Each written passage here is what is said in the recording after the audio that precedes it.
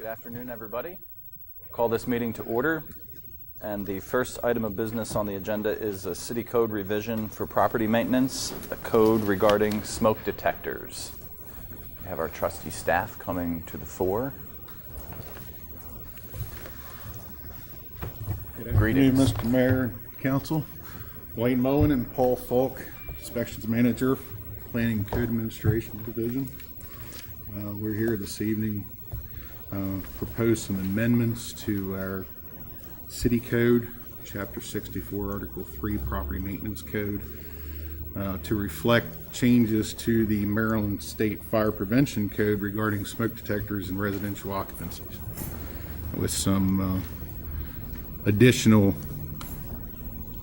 definitions and some added smoke alarm interconnection sections. And with that, I'm going to turn it over to Paul to go through the particulars. All right, basically kind of like what's outlined in your memo there, that we're adding 3 definitions to the code, mirroring the state code that was passed, so it's just adding it to our code. Also, we're mirroring the state law for interconnection. The only thing the state law did was establish a date for the interconnection for when structures were built. And then also it comes to a power source for 1 and 2 family homes. Currently a 9-volt smoke detector or smoke alarm is allowed in residences. The state law that went into effect on July 1 says now they have to be 10-year lithium whenever you're changing occupancy or the smoke alarm malfunctions, doesn't test properly, or it's over 10 years old. So it's incumbent upon property owners, if their house was built on or after January 1st, 1989, to make these improvements? Well, there's different dates that kind of are associated with it. Essentially, if your home was built before 1975, which is most of our housing stock in Hagerstown, about 75% of it, you're required to upgrade your smoke detector if there is a change in the occupancy, or your smoke detector is more older than 10 years, that type of stuff, you're required to go ahead and change it, and it's just upgrading it to prevent any tampering from the alarms. And again, this is just a state law. We're just making our property maintenance code match the state law. We have to enforce the state law. We're just making it cleaner so that it's in the property maintenance code as well. Just by way of question, is it allowed to be, are there smoke detectors that are sold in this state that aren't 10-year lithium batteries? The Fire Marshal's Office is working with the local vendors to make sure that the 9-volt ones are not for sale at like Home Depot. And well, if I'm going to pass this, I'm going to pass a law saying they can't be sold in Hagerstown.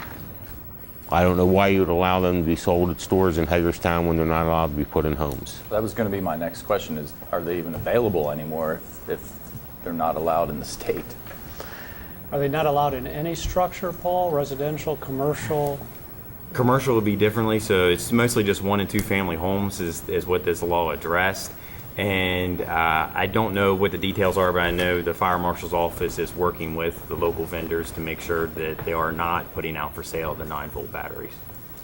And you're indicating we're not requiring people to make a change. What about the interconnection? I mean, that one thing is a 10-year lithium battery is one thing that just involves basically the same price of the smoke detectors everybody's used to. Mm-hmm. Interconnection sounds like a different story. Tell me about that. The interconnection actually just matches what was already in effect at that time. It just established a date. Interconnection was already being done with smoke alarms in 1989, so it's only if your structure was built after 1989, which at that time they were already making the smoke alarms interconnected. Okay, so if you're building a home in Hagerstown after 89, code would have required this then. Right. So we're not requiring anybody to do something that wasn't required when they built the home. Correct. And the 10-year lithium batteries are when you either sell or change your smoke detector. Correct. And we would encourage everybody to change your smoke detectors by now if they don't have a 10-year lithium battery, right? The state is looking for full compliance by 2018. Well, we would really expect it, given the fact that if people just wait a little bit, they'll be able to get them for free, correct? Our fire department yearly, we not give out free smoke detectors?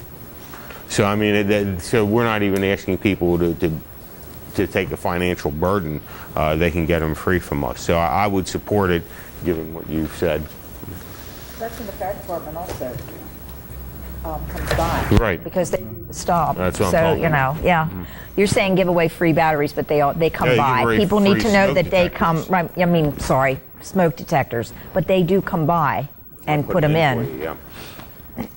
Yeah, so if anyone in the viewing public has any questions about that, the fire department, if you call the fire department, they'll come and inspect your smoke detectors for you if you have difficulty doing that for yourself. But it certainly is an important thing to have working and activated. I just want to be clear about this interconnection. If you have a house built after '89 and there wasn't an interconnection, are you required to do it? I want to be sure that people aren't. It seems to me that would be a major process to link them up, would it not? With newer technology, it's not as significant as what it Like wireless? should be. They can do wireless radio interconnection now. In 1975, they already started requiring hardwired smoke detectors Right. inside homes. Right. So now they do radio connection. So it's just So now it's wireless. It's not hardwired. I mean, either yeah. way. Either Okay. way is acceptable. But that is available. Okay. Well, that relieves my. Yep. Going to a different subject. Honestly, like Paul, thanks for your message. 14 days per calendar year for a lemonade stand. What's the magic about 14? 14 days? Number one. Oh, you're on the next topic on the agenda. No, sorry. You're right, I am. I We're still on smoke alarms, smoke yeah. detectors. I'm sorry, I apologize. Don, you need to turn. It's all right. That's easy. We'll defer your question for the next topic. Okay, I'll defer my question. Oh, your mic. Give you time to think. Don, they need you to turn your mic on. Is this being, when you say the fire, is this being enforced in the outside the city limits as well? These standards. It is a state law. Right, but is it being enforced outside? That's a different question. I can't speak for the county and knowing what they would do or other research in other jurisdictions. Montgomery County and Rockville had it on their website that was what their fire department would be looking for, as did Frederick. But I can't speak so much for the other jurisdictions. Okay, well, it seems to make sense then. It's not.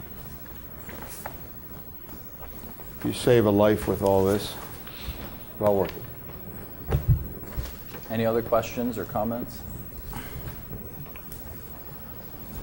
So I'm assuming by the comments or lack of questions that everybody's good with this. We'll go ahead and put it on for an introduction on the 22nd and adoption on the 26th of November. Thank you. All right, thank you. Thank you.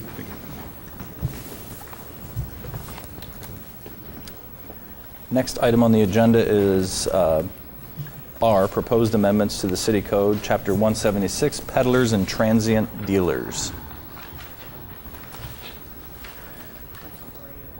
Oh, sure. Madam Clerk. We are back again with revisions, recommended amendments to the peddler and vendor ordinance that we discussed in September. Based on your discussion on September 10th, we've made some other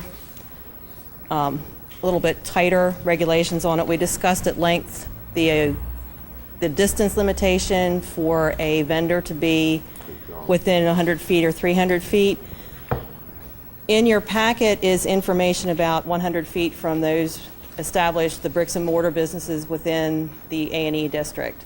That seemed to be a better fit than what the city center zoning district is, but if you want to look at that, I have that drawing here as well. It just kind of fit with what we were trying to do. And you'll notice in the memo that I made note that staff contacted the Downtown Alliance, and they were very supportive of allowing that type of activity within that district. Thought that it would increase traffic for them as well. So I was very happy that we had that endorsement. So that is there. The other major thing that we talked about in September was the snow cone stands and lemonade stands. And what we did was add that those type of businesses have to be at the residence of the operator. And we used the 14 days, and I think we used that amount of time because that matched the yard sale regulations, kind of like there's already the state regulations for a yard sale not being allowed for more than 14 consecutive days. So that fit with that. So I think those were the two major things that we discussed back in September. If there are others, please let me know. First of all, is there any difference between the memo that was handed out at the table and what was in the packet? What was handed out on the table has all of the pages of the ordinance. It did not get, the two-sided copies did not get made. So the memo was complete, the drawing is complete, and what was on the table has the complete ordinance. Mine seemed good. Mine seemed good. Okay.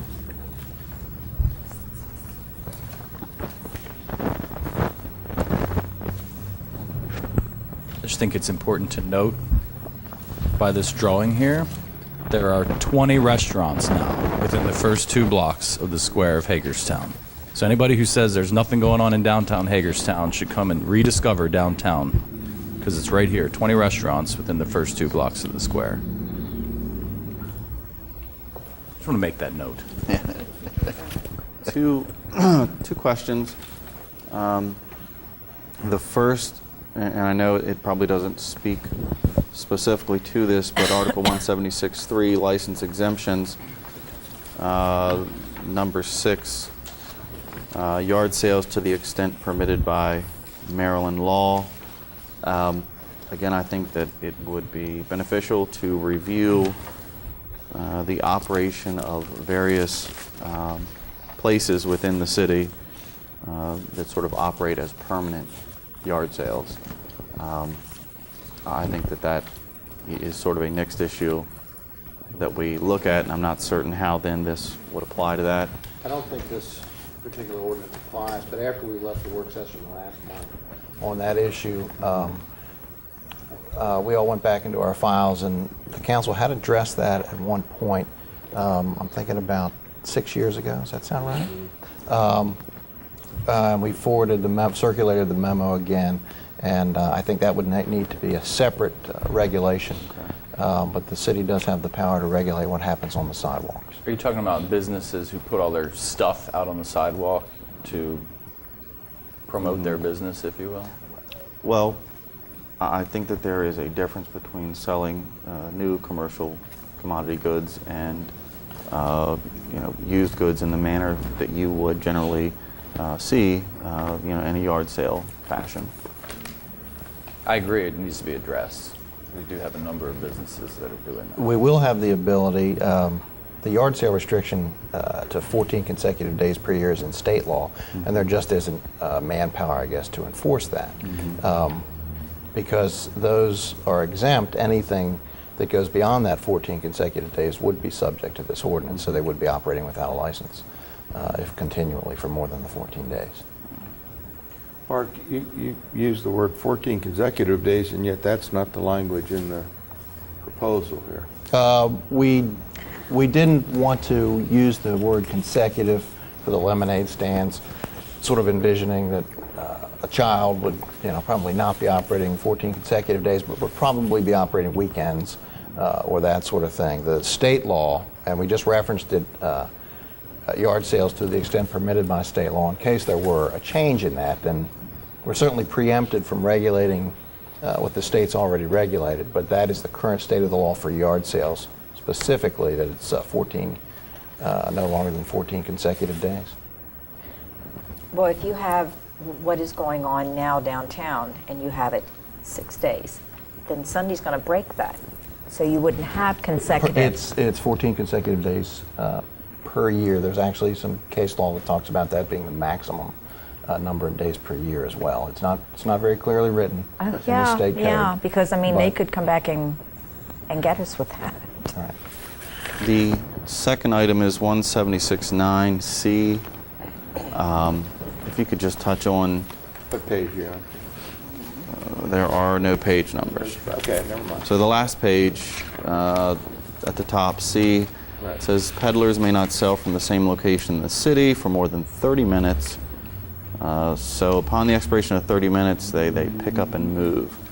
And I'm just curious, the 30-minute, I'm thinking of you know, the guy that's selling hot dogs. Well, but he's not gonna be a peddler. He's gonna Okay. be under D. He's Okay. gonna be a vendor. So he can serve from a fixed location. I think we were just trying to move peddlers along, give them an opportunity to be in a neighborhood, but then at some point make them relocate and Okay. continue to move.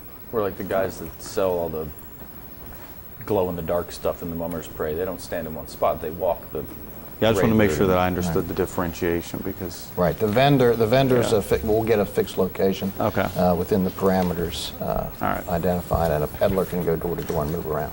Okay. This is going to be a little tricky to enforce because when a new restaurant opens, that creates a new 100-foot zone, does it not? It does. And so the zones are going to shift. Well, when one closes, I presume a 100-foot radius would go away. I think that's correct, but luckily the licenses are all annual, so we will be dealing with them on a yearly basis to see if if a particular location, if someone comes in to renew at some point, Do they get a we'll map? have to. I mean, how do they know? Well, we'll know when they'll have to make application annually, and we'll have to determine. They'll have to identify the location from which they want to sell, Okay. and then we'll check it against our current map. And that location they only get one location with that permit, with that license. That's correct. Okay. I would, two things. One, I'd really like to thank staff. I think it's done a very nice job of responding to the questions, especially with that 100-foot radius. I would support this. I would recommend we make a change somewhere along the line, though, with this requirement, and instead of making it a hard and fast law, allow an out by saying if somebody, for instance, like the hot dog guy, just by way of example, got written permission from a restaurant, in this example, within 100 feet to be there, that they would be allowed to be. I can see us making a hard, fast rule. I can see, for instance, a restaurant moving in with a Daylily used to be, which is essentially across the street from that location. But I can also see, just like the Downtown Alliance had, I can see very well a restaurant opening up at a location like that and saying, oh, no, I got no problem with that guy right there with a hot dog cart. He's really not competing with us. And thereby allow that as an exception versus us saying, doesn't matter, that doesn't bother anybody, you can't do it because that's what the law says. And we could make that amendment at any time or add it, but I would suggest that would just be a sensible thing to do. Well, I guess, Lou, I'd worry about when it overlaps, and we have a number of close together where that radius overlaps. One guy may not care, the other restaurant may care a You lot. have to have permission from anybody within that 100-foot So radius. anybody within those various Right. 100-foot radius. Yes.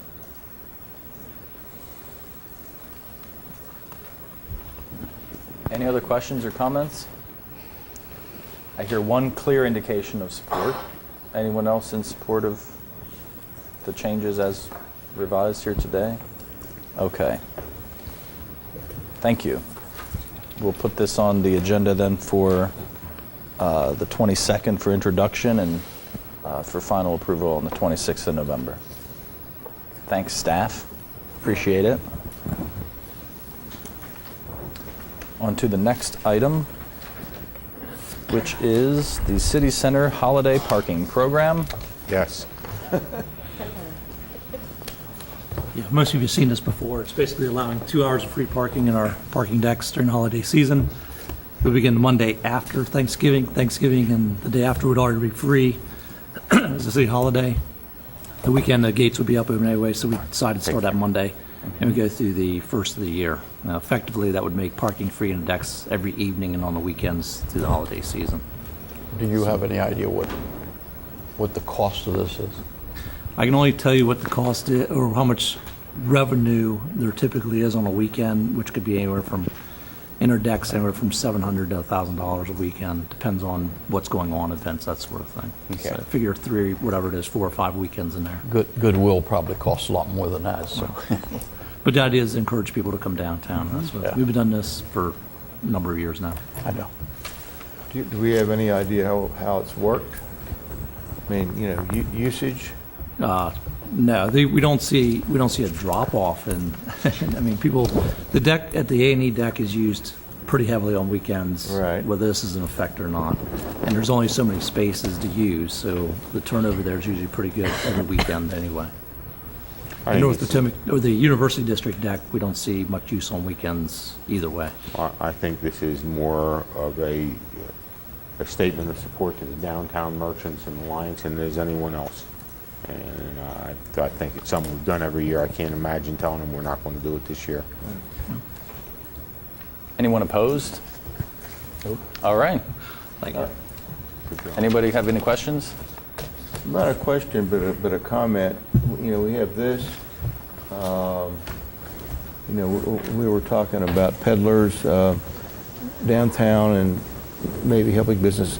Yeah, I think, and Lou has mentioned this and others have mentioned this, we got to think about a marketing program that promotes that, is what you were just talking about, Mayor, the number of restaurants, the opportunity, maybe the Hagerstown dollars or discounts where if the restaurants, you know, as a group offer discounts, we might match their dollars. Let's say a $5 discount. I'm just making this up, but on a $25 expenditure or some expenditure, we'd pay half. The restaurants could put in half, and then people could get vouchers or something like that, or just simply use it at the restaurant, buy them at the restaurant, but do a promotion about the restaurant opportunities available and how easy it is to park. Darn it.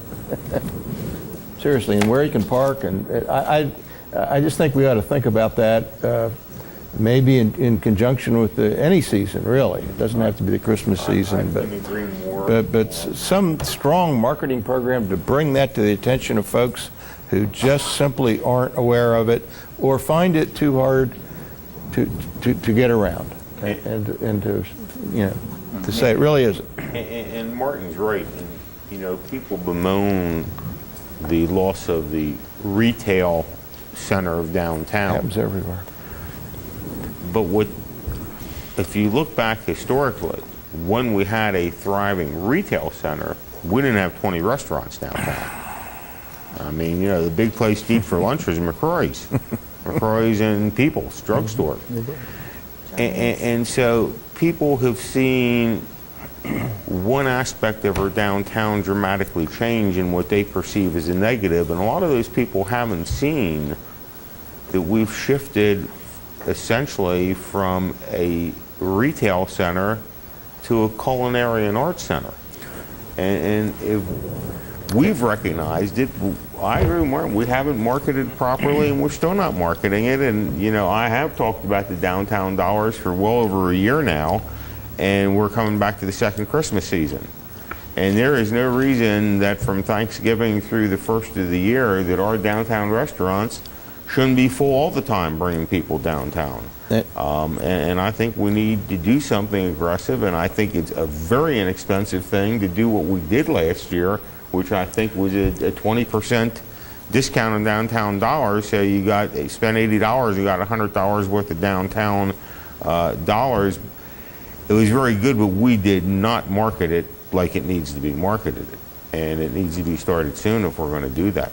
And we need to get the restaurants involved. Mm-hmm. And Lou, I don't want to cut you off, but the other thought I had was do it in conjunction with the new library.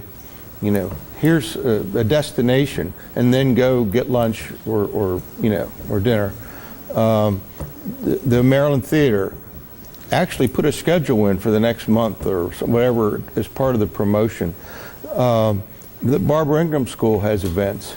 Other things that are going on, put them in conjunction with, like, come downtown for these things and then come to one of our, you know, great entertainment and dining places.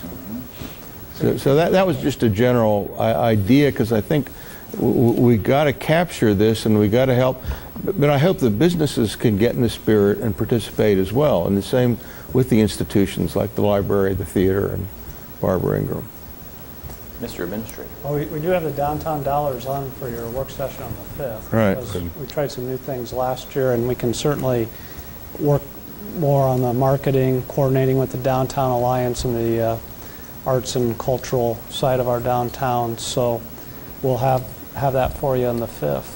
And one of the things that I noticed when we attended church together, Mr. Brubaker, I had a nice conversation with the pastor afterwards, and I said, it would be nice if, when these 100 people come to your church and to the church down we have so many churches, is to get these folks to, instead of getting in their cars and leaving to go back to wherever they live, to spend some time downtown, maybe go out to a restaurant. And I think that takes some coordination too with the opening times, the restaurants and making sure they're actually open when those feet are actually on the street. But I think all these are good ideas. South is just starting a brunch, which is very nice. Right. Maybe you could work with there's a church alliance as well, and I think these are all that pastor. We could work with him as an example. And I think they want to be a good integral part of the neighborhood downtown, and so I think we have good opportunities all around to make that happen. I think staff has been listening, and so we'll look forward to that conversation on the 5th. Mayor, there's another possibility that occurs to me that Marty reminded me of. Every morning on WJEJ, the Visitors and Tourism Bureau have ads pushing the things to do from a state of Maryland perspective. If some of these ads around Christmas time could be developed and paid for by them, Visitors Bureau, to specifically concentrate on Hagerstown for a period of time, that would be helpful too. Another great idea. All right. Well, it seems like we're a go with the parking for holidays. Thank you. Thanks, Eric. Brings us to our budget discussion.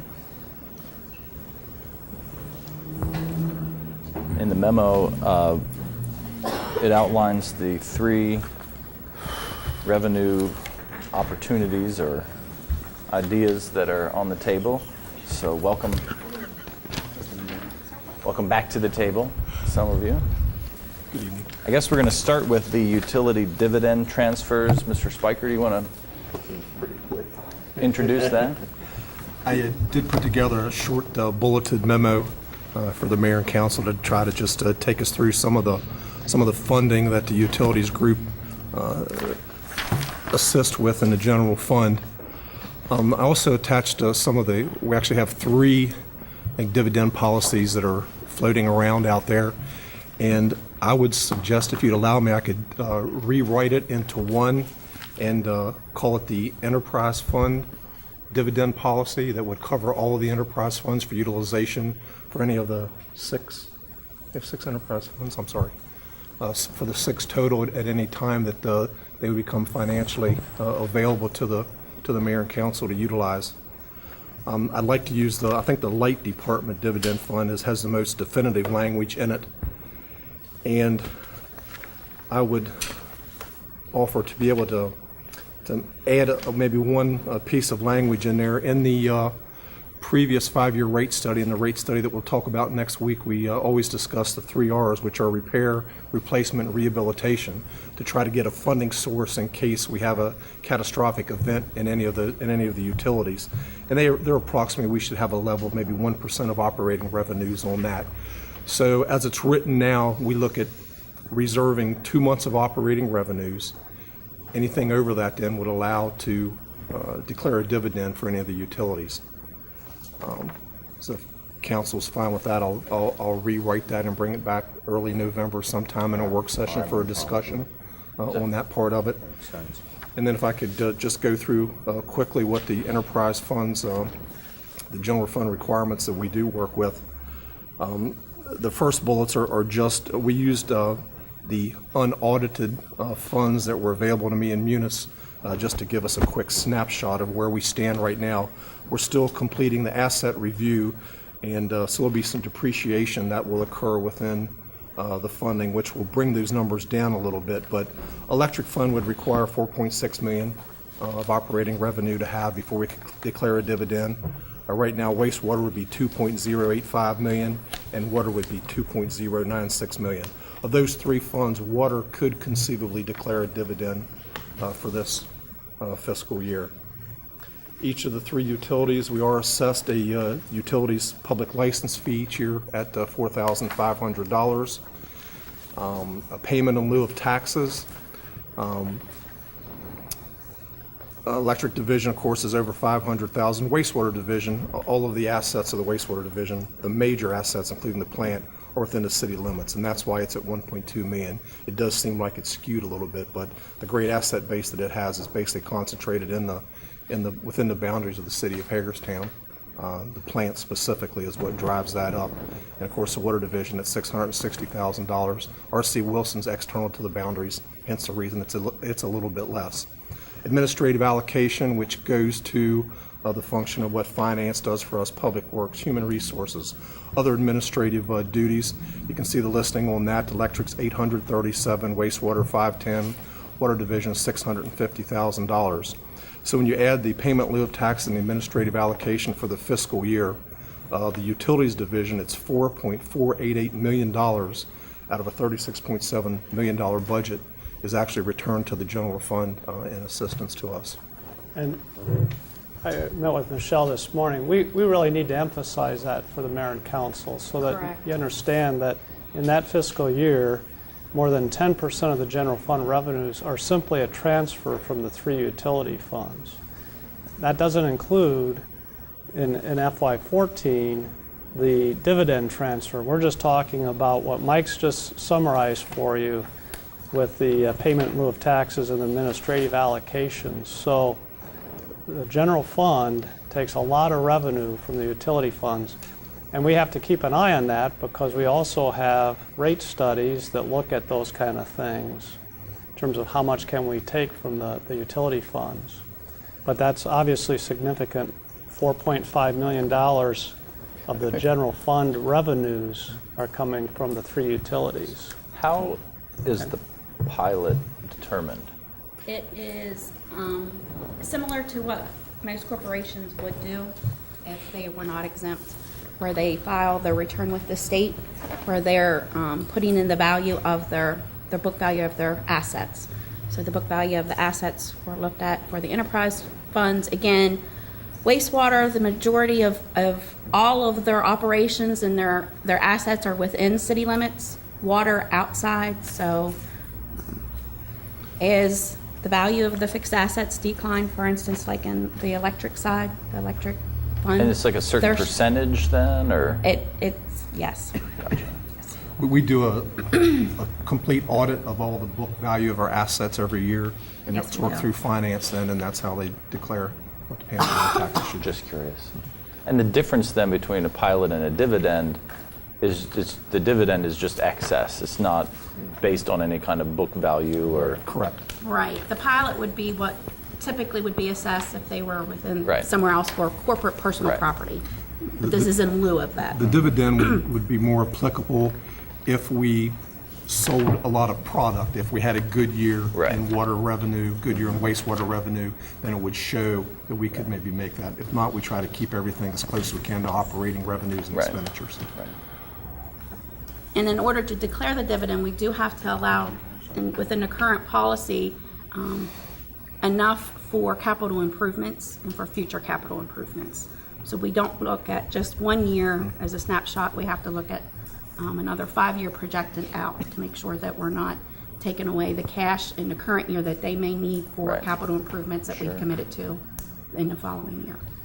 And then just a reminder, as you consider any changes to the dividend policy, the dividend policy that we have in place now for the light fund, you might recall that was for transfer to the community betterment fund, not to the general fund. And in the policy it says it's for one-time projects, not operating costs.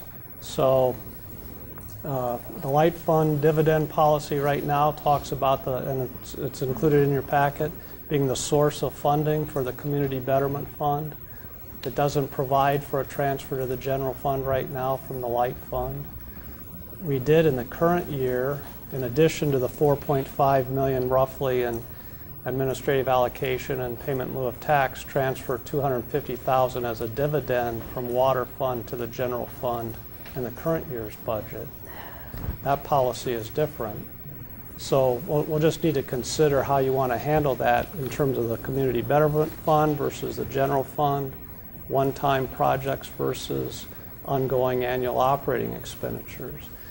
As Michelle and I talk about this, we want to be a little cautious that we don't get too reliant on water fund dividend transfers to the general fund for operations, and then we get to a year where we can't declare a dividend and we've got a deficit in our operating revenue. I would prefer we continue use through the Community Betterment Fund. That was one of the very reasons that was set up. Yeah. And I would encourage us to continue with that. These are not things that we should rely on for general fund money. And historically, they haven't been there that frequently anyways, but I think they are much better. The policy was a good policy when it was made, and I think it should be continued, and I think that's where the fund should go. Yep, you could say one time, and here's where it went for this project or this, you know. That helps me in the redraft. This That's undertaking. how I'll make the language in the redraft. I think that's better. Yeah. Is there agreement, though, that that we want to do that for all of the enterprise funds? And I was just going to mention that currently, parking fund, property management fund, and of course golf course is not included in any of these dividend policies. Now, I do not believe that I don't we think have we're to gonna worry have to with worry the golf about that. course, Right. and we probably don't at this time with property parking or management. But parking depending here. on the future of the parking fund, you know, that could. It is possible. I It think is we should possible. leave those alone right now. I don't think the parking fund is.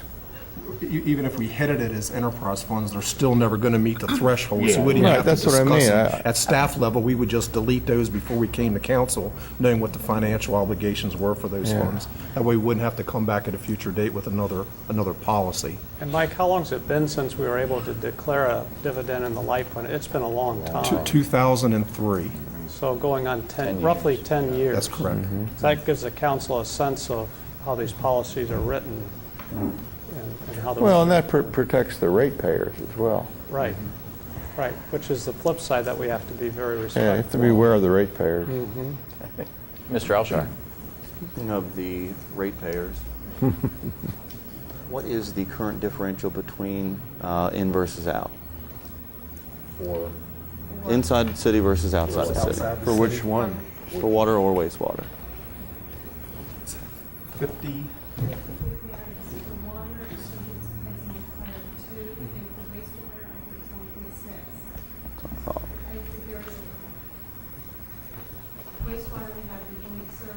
Which lowers it down a little bit. Plus you have less of a customer base. Correct. You have to have more customers outside of the city than inside on water, correct? That's correct. And that's the one that is a multiplier of 2. That is correct. All right. And I'm assuming that then you factor that into your equation for your borrowing. Because each time you present us the budget book shows the impact of borrowing on the average citizen, property owner in the city, and that borrowing capacity has, a ratio associated with it, and then sort of a minimum and a maximum, and sort of a target area that you want to hit. And if I recall in our last budget, that number clearly is increasing. Correct. So my question is, as that number increases, and it increases based on the borrowing capacity of the property owners within the city that are beholden to that debt amount or that debt load, that the equation will increase correspondingly. In other words, if that's going to go up as our borrowing goes up, and it goes up because you increase borrowing on a specific base, you're applying that debt to, I'm assuming that your rate will be adjusted accordingly. And that would be the impetus which would create the opportunity for a dividend. Because in part, as that figure increases on the ratepayers within the jurisdiction that is responsible for that debt service, it's increased across the board, right? We socialize it across. That's right, you socialize it across. So what happens is we take on an additional amount of the debt burden, so that differential equation should be associated then. A good example is, let's take the hospital. The hospital is now located outside of the corporate limits of the city instead of inside. The hospital is clearly one of our largest utility users. And as we borrow to take on debt for long-term operations of that system, that debt burden isn't applied to that large user that is now outside of our jurisdictional boundary, correct? Because they're not part of the full faith and credit of the tax base of the corporate jurisdiction. That's the reason we have the rate differential. So And that's, hopefully that the rate and that's all I'm differential saying is, does over make up time, I that think we need to difference. make sure that differential is comparably applied. And then when we come back next week with the rate When the study, rate Okay. we will That's what I was discuss it. waiting That, to hear. that is a part of it for what we look Okay. for the next 5-year financial plan. Utility bonds ought to be viewed differently, and I hope they are. They're 'cause socialized. supported by, no, because they're supported by revenues, a rate base of consistent revenue payers. They are different than a standard general obligation bond. They should be. No, but you're not applying them to the properties outside of the jurisdictional boundaries in which you have the ability to apply debt. If you're counting burden your to. revenues that supports the debt service payments, you're counting your revenues towards that. You're counting your outside revenues towards that. You are. It's the full faith and credit of the residents of Hagerstown, but they're not the only ones paying the debt service on those bonds. Those outside taxpayers are paying debt service on those bonds, and that should be reflected in the bond capacity. And it's actually reflected in the cost study that they're going to bring back Yeah. next But week. it's not reflected in that figure that shows an increase each budgetary year that we borrow for both revenue and tax-supported bonds. Correct, it's not broken out. That's right, it's not broken out. So that number will continue to increase as we continue to expand the system and shrink, if you will, on the opposite direction. You're shrinking that pool, so to speak, depending on how the system grows across those jurisdictional boundaries. That's right. So the number this year could be 1.6. You borrowed $10 million, and the next year the number's 2.4, because you haven't grown the city and your assessable full faith and credit tax base to cover that additional growth capacity in that debt that you've borrowed. But what's key is the revenue that's paid to the debt service toward those bonds, and the outside of the city revenue goes towards paying the debt service on those bonds. Only insofar as you can charge for that service. Well, and we can. And when we use a And we cash charge basis at a on the higher inside rate. and a utility rate basis for setting rates on the The- outside. So that's where we gain the differential. Should there be a failure, yes, the citizens of Hagerstown are liable, but they're not the only ones paying on those bonds. But it doesn't just limit itself to should there be a failure.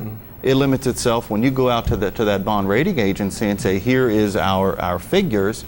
They're going to look at those figures and say, here is your capacity that you're at, based on the full faith and credit capability. They're not going to say you can count these other, 40,000 customers in that. That figure isn't based on that. Well, okay. So you, in other words, if I can borrow it at 3.6%, based on a calculation of 1.6, as the figure, is different than being able to borrow it if the figure's 2.4 and now my percentage rate is at 4%.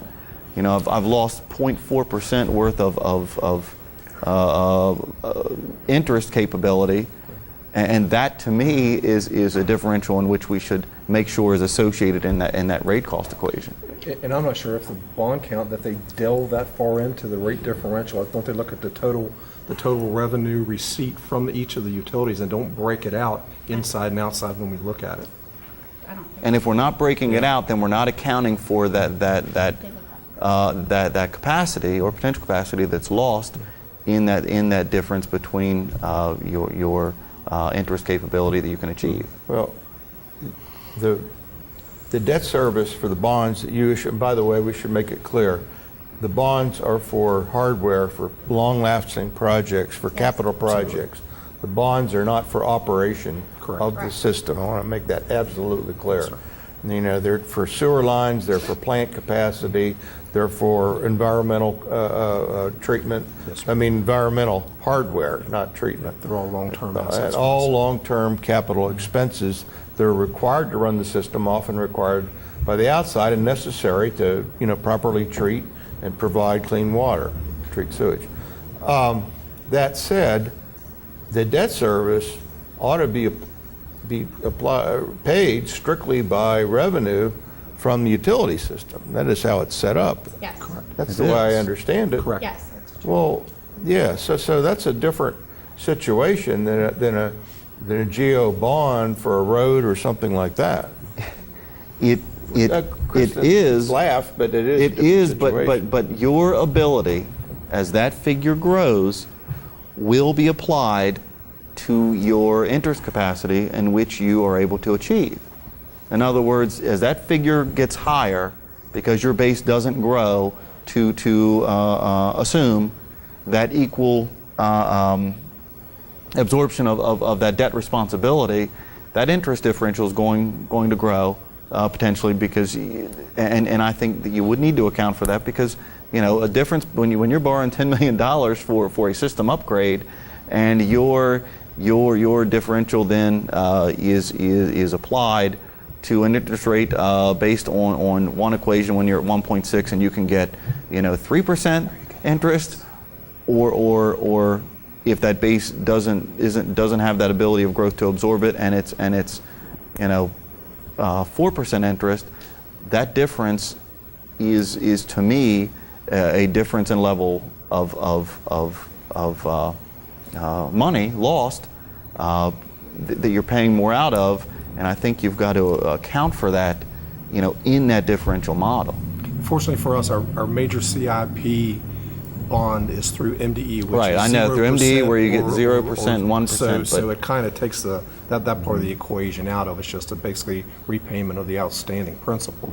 But if you're socializing for those bonds that are then associated with the general fund purposes, you don't separate that number out. No. You know what I mean? That number's still there for the general fund side And of they have borrowing been that you limited in the have. past. It's only been the past 2 or 3 years that we've actually Geo bond received issues. in with geo bond issues. We basically cash funded before then. So. Anyone else want to chime in here? I'm hearing crickets. Any other comments on the utility, the enterprise fund dividend policy? Well, I think we're still on that, are we Yeah, not? and I think probably need to discuss a little bit on that, what we did in the current year's budget, where we put $250 in as a dividend transfer to the general fund from water. And whether you want us to continue that, or is this part of this future discussion on the policy, because it's not going to the community betterment fund, it's not going for one-time projects. That $250 came into the general fund in the current year.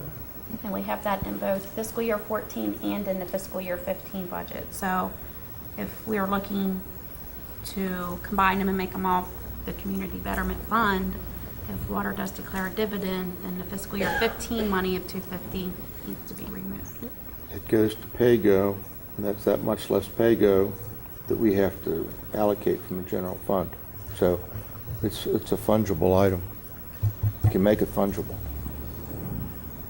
And I think that if It we're not, goes to one of the PAYGO projects. if we're not accounting for that part of the differential between the borrowing capacity raised, then I don't think it should be removed. You don't think it should be removed? I don't is what think you it said? should be removed. I think From we're the general justified fund. in that because we're going to continue to borrow to cover the cost associated with improvements to a system where we're, frankly speaking, providing that service to more people outside of the city than we are inside of the city. And if we're not going to account for the debt burden that creates in the differential that we have, then I think it is justified. Anyone else? But let's don't forget that the people outside the city pay a lot more than the people inside the city. And they should. But let's face it too, that the real estate tax outside that city, okay, is not, and look at the nonprofits that we are, okay, supplying. Sorry, that one doesn't cut it with me. On an individual basis, I mean. Well, the citizens of Hagerstown carry the total responsibility for the utility system and the ultimate financial. That's right. As Kristen pointed out. And what we did in the current year is consistent with the policy council approved in 2007, so I'm not suggesting we were inconsistent. It's just different than the Community Betterment Fund policy. Well, community betterment was clearly a dividend created by the electric utility fund for return on investment to the owners, basically, or the shareholders of the system. I mean, I just see that differently than borrowing more and not accounting for it and getting a dividend. I completely see those as different things. Well, and like I said, we have hundreds of thousands, if not some years millions, in pay-go going into capital funding. So if we want to do a betterment fund, that's a place to look. Freeing up, the money it replaces for the general fund. So at this point, we'll continue to look at the water fund transfer as a transfer to the general fund. The dollar amount may vary based on the calculation in accordance with the policy. Has it been 250,000? I'm looking in part of the memo from 2007. It was $250,000. Has that been a pretty consistent amount over the years? Or? We've not declared the dividends since 2007. Oh, okay. It hasn't been annual. It has not been annual. So this is the first time in about 6 Yes, years. it was a Gotcha. one-time Current year. transfer, and this is back again. Anything else on the utility transfers before we move on to parking? Hopefully mine's not as complicated. I wasn't quite sure where we were going with this, so I just provided some basic information on the revenues of the parking system. I'm not going to go down line item by line item on the rates, but the parking decks, the fees are basically $1 an hour. Maximum daily rate is $8, monthly is $60. They've been set there for the last couple of years. Meter fees went to 50 cents an hour for most of our parking meters. That was in July of 2012. Other than the Antietam Street lot, which is about 28 spaces over by the district courthouse, that's $1 an hour. Our parking lot permits are $46 a month. We have a special event fee, which is $5, which we pretty much only charge during August-Oktoberfest and Blues Fest. We do have some discounts. We have discount parking at the University District deck and our parking lots, which is 10 or more spaces, you get a 10% discount, 25 or more permits, and this is if they're bought on one check or one payment, that's a 25% discount. That was enacted many years ago by Mayor and Council to encourage parking in our University deck or North Potomac deck at that time. And then we have some rates down there for our parking enforcement. They've been pretty much set for some time now. Below that, I've included the revenues and broke it out by the University deck, the A&E deck, streets and lots, and enforcement. You can see those over the last 4 years, how they've fluctuated somewhat. If you have any questions about that, I can kind of give some generalities of why you see some fluctuations in those numbers. But as you can see, in fiscal year 10, total revenue was about $872. We dropped down to $811, or about $812,000. Fiscal year 12, we recovered about $855, and last year we were around $972,000. So the 972 in FY13 was enough to cover the entire cost for operations of the parking system. We're Well, not I mean, I- finalized yet with depreciation, but at this Yeah. point, it looks like it is, yes. So there's a statement that says no direct general fund tax dollars go to support the parking system. Correct. That's correct. That is true. Now, what that means is there are some general fund dollars that go into it. That would be employees at the City Hall that use the parking system.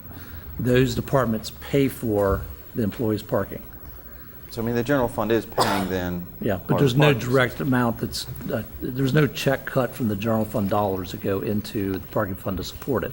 Do you know what that amount is? From the employee parking? Just No, not the total from the total indirect from the general fund that's going to the parking fund. No, I'd have to find it out. And that would basically be the employee parking.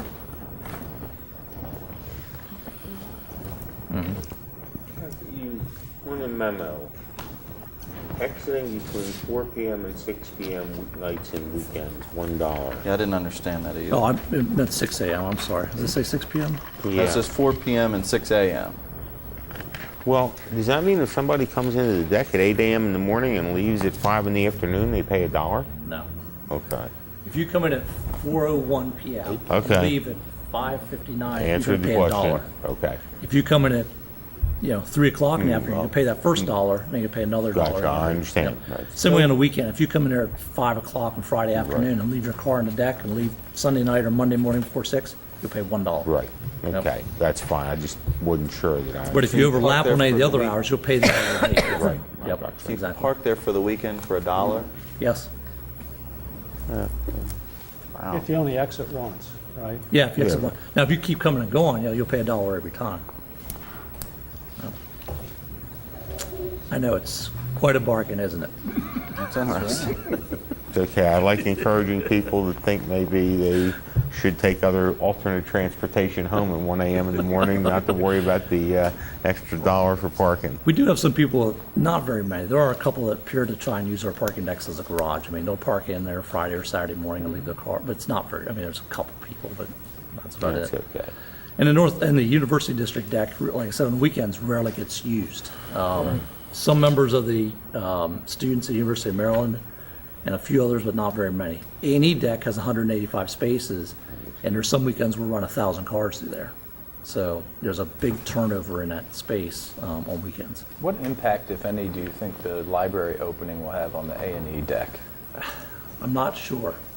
How much are they have a charging? 145 space lot that they built.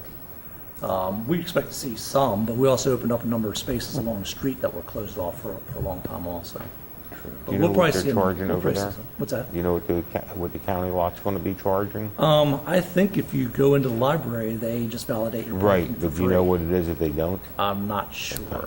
I'm not sure. They talked about it, but it's been a while No since. problem. So I'm not sure. So any other questions on that part of it? Because next part gets to be a little bit about the parking study.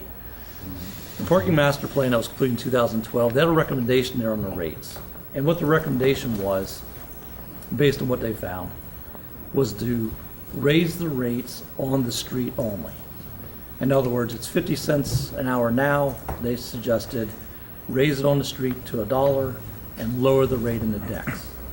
And the idea was to encourage people to park in the decks and not on the street, so that businesses have a turnover of empty spaces on the street. I'm not in favor of that. There's a lot of other recommendations in the study, but I even say I'm just not in favor of that. Part of it's logistic with the decks, with a lot of the coinage that has to be used. There's other reasons for that too. But right now, both decks are pretty much being used, not at their maximum, but pretty close. We've sold a lot of permits at both decks, and we have to kind of watch exactly, we don't want to oversell to the point where you can't have any transient parking. So I'm not sure I'd really want to encourage a whole lot of parking or moving off the street at this time.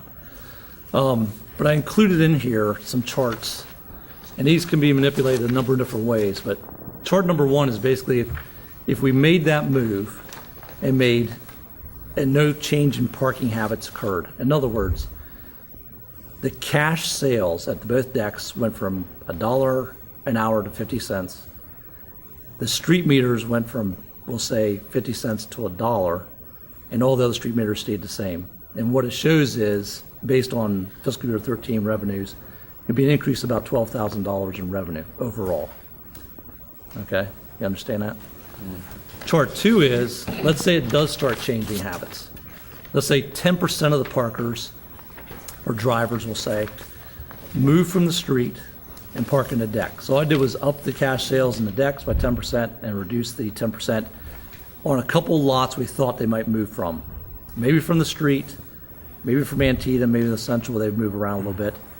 And it increases, it would be about $17,000 in revenue.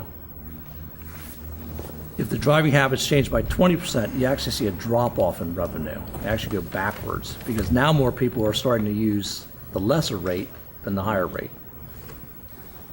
And it ends up, it's only net difference about $1,000 less, but, and then the last chart is basically, let's say you don't change the revenue or the rates at the decks at all you do is change on the street. And if you change it by 50%, you go from 50 cents to 75 cents, you'll be an increase of almost $52,000 a year. And if you went to $1 an hour in the street, it'd go to $104,000. Theoretically. Again, you could say driving habits could change by 2%. or 5.5% or whatever. But it just kind of gives you a general idea of what it does to the numbers. But wasn't the idea that consultants are trying to go beyond the parking revenues? It wasn't focused on parking revenues. It was trying to make more street spaces available. That is correct. Although I can always find a place. I never have trouble finding a parking place. Yeah. But, there's some perception that street spaces would help the businesses more direct turnover and so forth, right? So it was aimed at that as much as it was. Correct. One of the other recommendations in that to move that along was also enforcement, and they had some recommendations in there.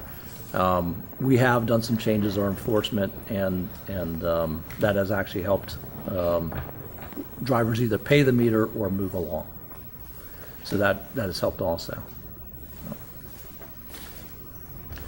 Has there ever been, I know you said one of the reasons you don't support the change is because of the coinage involved. Well, the machines aren't set up for handling large amounts of coins. They're set up to deal more in dollar bills or in paper money.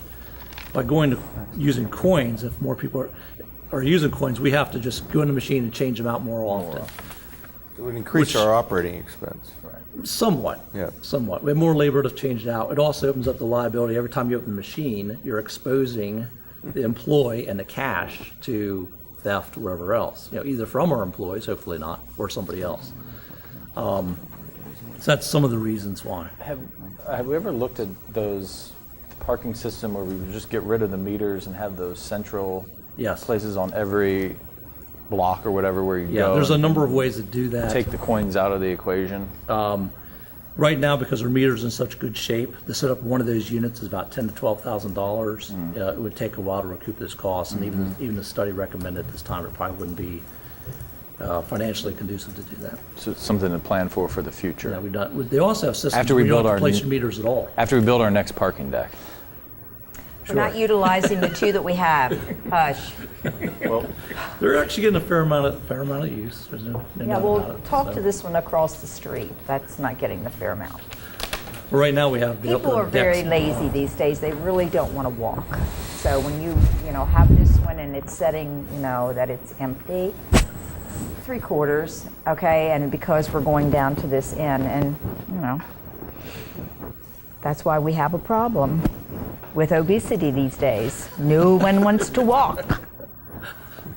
There are some cities that offer businesses or property owners, perhaps with businesses, instead of parking spaces in front of their establishment, they would be able to take one parking space and turn it into bicycle parking. I mean, that would eliminate revenue, but have you ever thought about those kinds of ideas? Yeah, we read about all that. We see all that. We just haven't pursued it any further than. And I'm sorry, I'm going to go us off the topic. Does anyone else have questions about the parking revenue changes? I mean, I don't know if this is really a question, but I think that the importance of this analysis for me is, unlike Penny, I look at our various hub cities around the state, and there are any number of them that are thriving in their urban cores that have things that we don't. And one of those things is a progressive approach to deck parking, whether it is Annapolis or Salisbury or Frederick.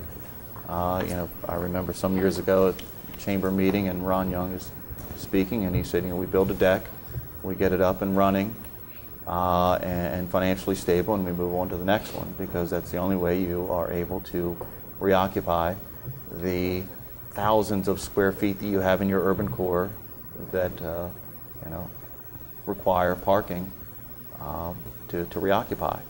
And I look at the discussion of the expansion of the district court, the expansions that the county has done, to its system, to its court system, the county administration building, and a number of sort of buildings around that area. And I've said for some time now, I think that the next logical place for the deck, is on the Columbia Bank lot. I still believe that. I still think it is important. And I think when you take an analysis like this, at least for me, I think what we need to do is take this analysis and say, okay, we have these two decks, they're up and running. We have a parking system that is generally self-supportive.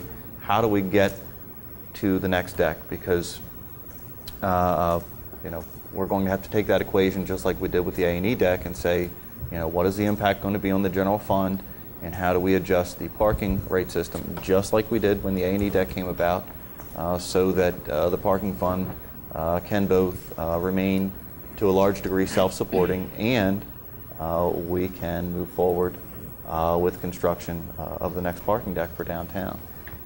That, I think, is important to this analysis and to the budget, because the budget clearly has identified in it the potential for another parking deck, which constitutes another capital expense. And I think that the timing is even more important because we have retired the debt on one of our decks. And like Mr. Young said, I think it's time for a discussion to decide where we go and build the next one. And that's where I've been, and that's where I'll continue to be. And I haven't a problem with another deck. It's just that I would like to see a little bit more businesses to come in to say, okay, this is the reason for it. When looked at a deck before, it was because of apartments, which was condominiums that was supposed to be in the downtown, and because the people that were building, there was lack of parking. And of course, we've not gone forward on that. So I'd have to really digest that one. I do think the courts, though, themselves would be, I think a lot of them probably use the Columbia Bank lot now, and I think they would. How much is that? Continue to be. I don't know. They don't use that. And I think it would be very, the inexpensive first step would be to contact the county and the court systems to find out that if we build a parking deck there, how many spaces would they lease? I mean, that's a very good way to start.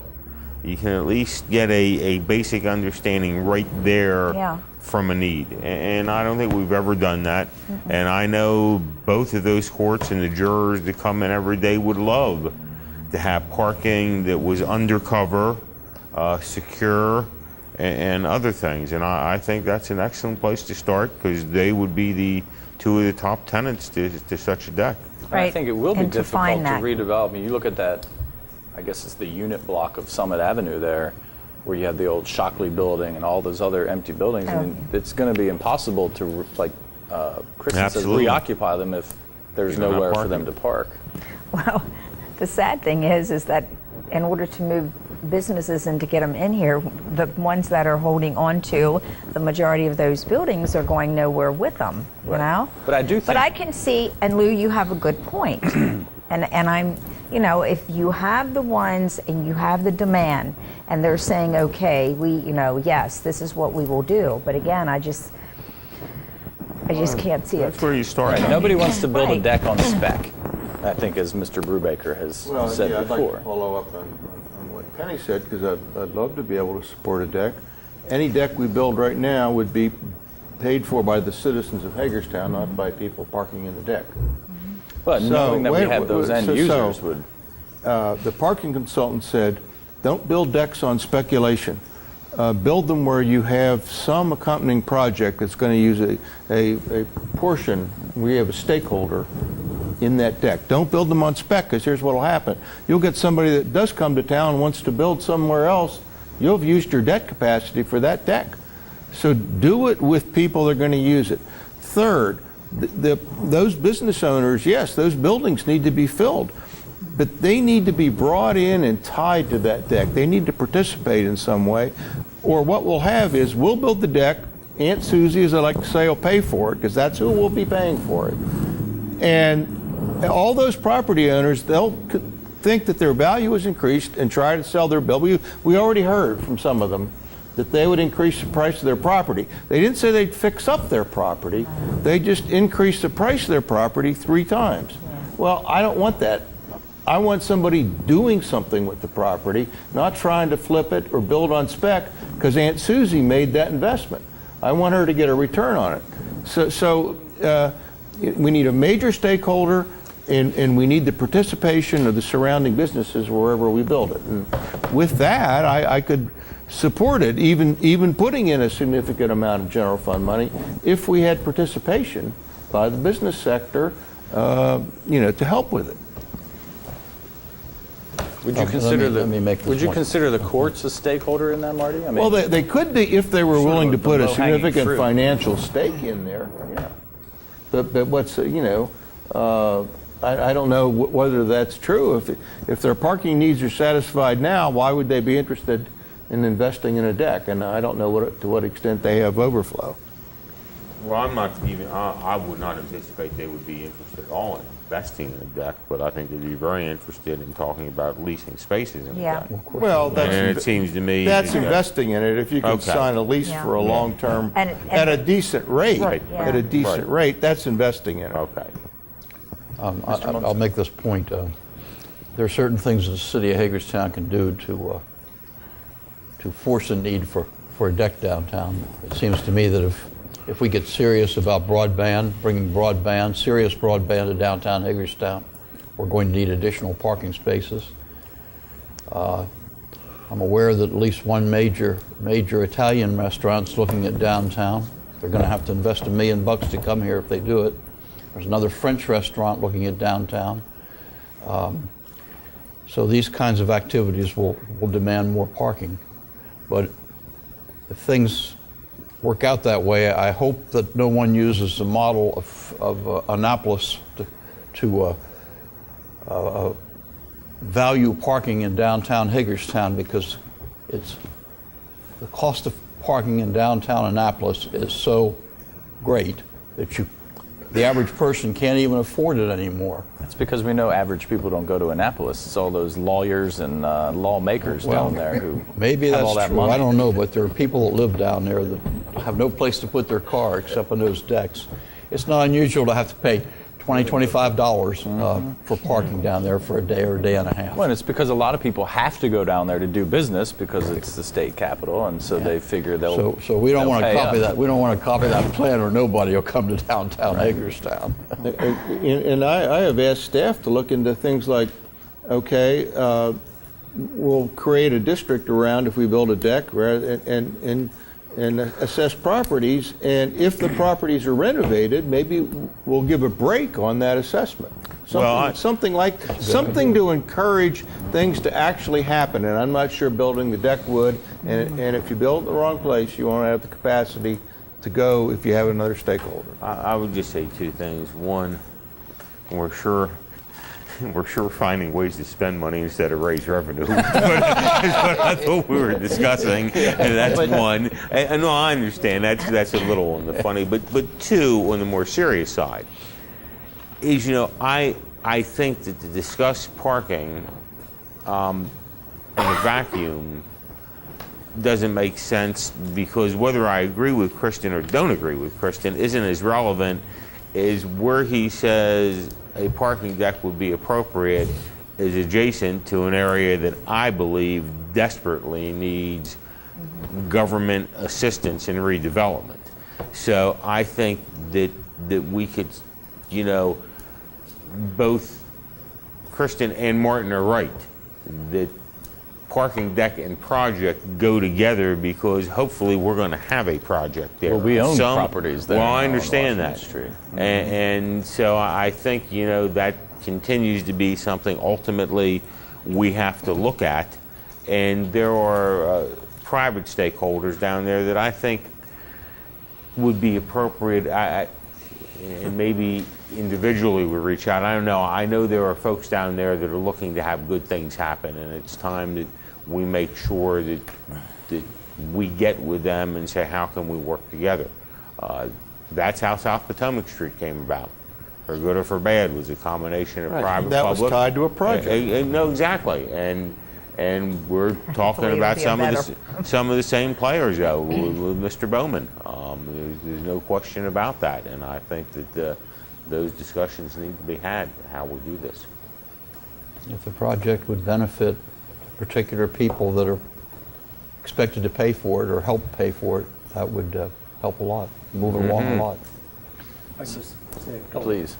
You're right, the study was clear in that they suggested you don't build a deck in speculation. You tie it to a project, whatever that project is. They clearly identified that quadrant as being deficient in parking, And even if there's a 20% increase in occupancy of the space, of the property down there, a deck would probably be required because there was a surplus of parking on this side of the square, on the north side of the square. I'll also say I wasn't involved in the original planning and construction of the A&E deck, but it's my understanding there were two major business owners, who I won't name, were promising to buy passes, and that was part of the same idea. We'll have buy-in from the businesses. And I can tell you those two businesses, between the two of them, don't have 10 passes of that deck. Right. There was another business that's actually kept that deck afloat. Yeah. That was not even involved in the conversation, is my understanding. Yeah. So I think we're fortunate that it worked out that way. There's Are we still, ever? and even their business has slacked off. They used to buy $10,000 to $12,000 a month in parking, and they're probably averaging around anywhere between $5,000 and $7,000. But because of what happened on South Potomac, the slack has been picked up by the other businesses, the Maryland Theater and others that use it. Incorporating the $1 fee on weekends. The decks before 2010 were always open on weekends and free, and probably only charging I think about 33% of the time they were actually available. So just by implementing that $1 fee, if you look at that revenue, if you see on the A&E deck in 2010 or in fiscal year 10, it was $95,000. Next year it went to $184,000. A lot of that is that weekend rate. That $1 made a huge difference. So speaking of $1 making a huge difference, I asked the collective group here, would we lose one single one of those customers on weekends if we doubled the rate to $2? Would one single person coming down to that deck, these decks, to park on a weekend, would they not come because it's $2 instead of $1? Would lose that much? I don't think For you'd me, lose. I think I don't it's think more you'd a lose question of- anybody For me, putting it's a question- $2 bills You'd in. lose, Lou. For me, it's more a question of how do you get from your current point A to your next point of success B. In other words, if you don't want Aunt Susie paying for it, and you want the parking fund to be self-supportive, and you want downtown to redevelop, then the parking fund system is the most appropriate venue in which to find that additional revenue. When you hear figures that the lot, I guess Columbia Bank lot's 130 spaces or something, and at $3 an hour. $3 an hour, and I don't think they have a maximum. And I think that there, and I have a figure of what annual revenue is being generated there, and then you look at correspondence. The Chamber of Commerce put out to us in November 2009 that basically says you've got a supply demand of 2,200 and a supply of 311. And if you do this, we'll partner with you and move forward. I mean, I look at that and say, yeah, that is a next logical step. And I think to your point of, and I recall very clearly that we had a number of folks saying, yeah, I'll take some spaces, yeah, I'll take some spaces. And those spaces probably weren't taken up by a lot of the businesses that said, yes, I'll take the spaces. But at the end of the day, as Spence Perry rightly put it in one of his editorials about 6 months ago, government invested in the infrastructure and allowed private development to thrive around it. And that, I think, is what you have seen on a block like South Potomac that you haven't seen elsewhere, that type of public investment in its infrastructure provided to occur. Well, and if I could just add to what Councilmember Elshire said, and just to clarify Eric's point, we didn't get the participation in the passes. What we did get, though, was the largest private sector investment in downtown buildings that we'd seen in decades, which was part of the plan with the A&E deck. So we didn't get the participation in the passes, but as Councilmember Elshire said, investment in public infrastructure helped partner with significant investment from the private sector and privately owned buildings. And that's why I think we desperately need to look at that same model for the Antietam Street corridor. I think it would, you have the Shockey building and you have Antietam Street and you have a great need for a parking deck. I mean, clearly the Hamilton Hotel is an example of a building that's never going to be able to be useful without adequate parking associated. Right. I'm thinking of Washington Summit, more than Antietam. Well, I'm not disagreeing. I mean, and I think this is. But we need ties and connections. I totally before we go agree. to limits. That's what I mean, think. I agree, and I think that's part of what we need to look at is, we had in our sights for a year and a half a stadium. And I think it's important for our community to understand that many of us were not looking at a stadium, we were looking at downtown redevelopment. And it just so happened upon the timing of life and everything else that those things fit together like the school board would have fit together. Those two things didn't go through. I think our citizens need to understand that we continue to look at a major downtown redevelopment project, and it's almost inconceivable that such a project could go forward without an additional deck. But I think that's going to be the big struggle for us to locate and deal with the private sector to come up. I mean, South Potomac Street, people have such short memories. The memories are so short. I mean, you stand in that community room at the library and look north down South Potomac Street, and it looks like the kind of thing that you would see an artist rendering of what the street was going to look like when it was all beautiful. And that came about because of public-private partnership and candidly a 3-2 vote with government. And it was a lot more than a parking deck. Let's be clear on that too. There was a whole streetscape change. And I still continue to believe that in the Maryland Theater are the things we have to do, whether it's at the location you mentioned or the location that we've been looking at. It makes no difference. This administration needs to do that. I think you put your finger on a key. You said the Maryland Theater. Since the stadium's gone, there's nothing else in sight. Not even a good thought or rumor that I can hear about. If we and the county did the right things or the appropriate things to make that Maryland Theater operate 120 days a year, 120 nights a year, 140 nights a year, that would keep downtown blossoming. I totally agree with you. That's what I said. Well, you hear there is clearly a park and deck obvious a majority of this council, if not 5. You just heard 3 speak of that's one of the major goals we see is the Maryland Theater. I do want to follow up on Lou's question about increasing the evenings and weekends to $2. Is there a majority of support to do that since we are talking about revenues here? No. Don's a no, Penny's a no. What'd you say, Chris? I'm a yes. Yes, Marty? No. Not right now. No, No, That's not a right negative. now.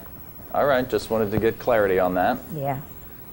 I would like to, but what I would like to see, just hold your thought, Eric, is that the buildings that are around the area where Kristen is talking about, I would love to, as far as the ones who own those places, that the city would seek out and say, look, do you truthfully have any plans, and what may they be? Oh, I think the economic development folks are doing that. I mean, there's a serious effort they may be doing it, but I'm not hearing it. And what I want to know is, if Kristen wants a deck built, okay, I want to know. Government is one thing. Courts are one thing. If we have that in place, that's fine and dandy. But you know what? Susquehanna Bank is one. That one there, I was told, was hinging on the stadium. Okay, we'll go forward, and this is what we will do. Okay, well now, where does it stand? What are we going to do? Okay, are we going to sit and wait? Well, I was referring to the, shall we say, delinquent property owners downtown. There is a serious I'm looking effort at all. I try want to know the whole transfer these concept. properties into responsible ownership. Correct. Who do have plans and capital to put those But I plans want to into know, effect. even the ones that do have, okay, what is it that they plan? Look, you know, well, and that'll also, and not that the A&E deck, but we really got caught on that. And I was not a happy camper about the way things were done with that. And thank God, yes, it did work out, okay? well, I do want to say that with the effort using the state planning money that we're going to be getting, the whole idea of that is to engage the community, the stakeholders, the property owners into that process for, like you said, okay, you got this property. What is your plan for it? Yeah. How do you see your property fitting into what's going on I mean, in it downtown? really would be nice to see, because we've sat here for how long, okay? before I was off council and looking at these buildings like, like they still are for the most part, unless the city has come in and purchased. But I have, no problem at all, but I want to be able to see that it's going to be able to pay for itself. The reason I didn't vote for the increase to $2 is we're sitting here talking about ways to enhance and make the business environment better, and I think we're not there. And I think we're sending a psychological message if we raise it, more so than the revenues we'd I'm not realize. judging. I was just trying and to I think get there clarity. will be a right time if we get the things together and we need to do a project in another part of town and we need to have enhancements to the parking fund. I think, there's something we're putting it towards. And I think, there's a domino effect. But until that time, I don't think we're there. I agree. I mean, that's why I would support the raise, is because in our budget, somewhere in there is the prospective idea of increasing parking capacity downtown with the notion of a third deck. So for me, yeah, that is what it would apply to. So I agree. I agree with what you're saying. And since I'm the one who brought it up, I just want to. Lou, what a bad. The only reason I brought it up was not for serious discussions tonight, but we're talking about next Down the year's road. budget. We're talking about next year's budget. Yeah. And so I would not be one who would even consider saying, oh, let's decide tonight that we're going to double that rate. Right. But I certainly think when we get to that balance sheet as we approach April and May and March, and people are looking to how we cut here and how we raise here, I would think that's one that's on the list that we can X out very easily or we can keep in. But that's why I suggested this for next budget season. Okay, enough about parking. On to the utility tax rate discussion. Okay. Just conceptually speaking, utility personal property tax rate, we've done some research, and there is nothing in the state property tax code laws that prohibit us as a municipality from being able to set our own rates, separate and individual, for utility companies, utility and railroad companies, different than what we do for the normal corporate businesses. This State- personal property tax? This What do we- this would be utility. This would be personal property tax. This is not real estate tax.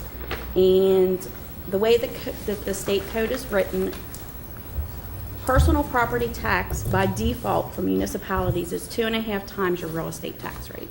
So right now, our real estate tax rate is 0.788 per 100, and our corporate personal property tax is $1.97 per 100. We do not currently differentiate between utility companies and any other corporation.